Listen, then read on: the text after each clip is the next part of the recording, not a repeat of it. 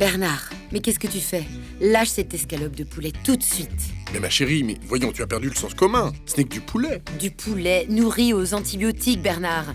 Tu peux tout de suite mettre cette escalope à cuire et te laver les mains avant de toucher quoi que ce soit. La volaille est la deuxième viande la plus consommée en France, mais pas seulement. En mars 2014, nous avons publié une étude réalisée sur une centaine d'échantillons de volailles achetés en grande surface, sur les marchés, chez les bouchers volaillers, montrant que près d'un quart d'entre elles sont significativement contaminées en Escherichia coli et dont 61% sont résistantes à un ou plusieurs antibiotiques. Ces bactéries ne sont pas forcément pathogènes, mais le problème, c'est qu'elles risquent de transmettre leur résistance à des bactéries qui le sont. Alors comment se fabrique cette résistance ?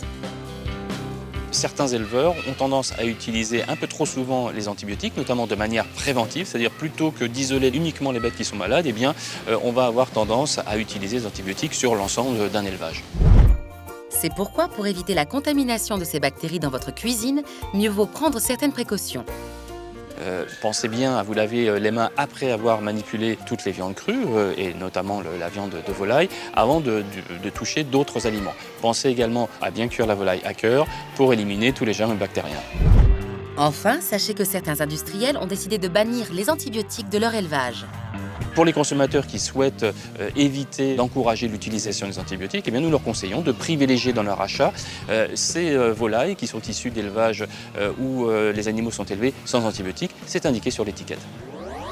L'utilisation systématique d'antibiotiques dans les élevages de volailles rend les bactéries plus résistantes. Pour éviter les contaminations, il est important de se laver les mains après avoir touché la viande et de bien la cuire. D'une manière générale, préférez les viandes qui comportent la mention « sans antibiotiques » sur l'emballage. Pour moi, la volaille, ce sera sans antibio, s'il vous plaît, merci.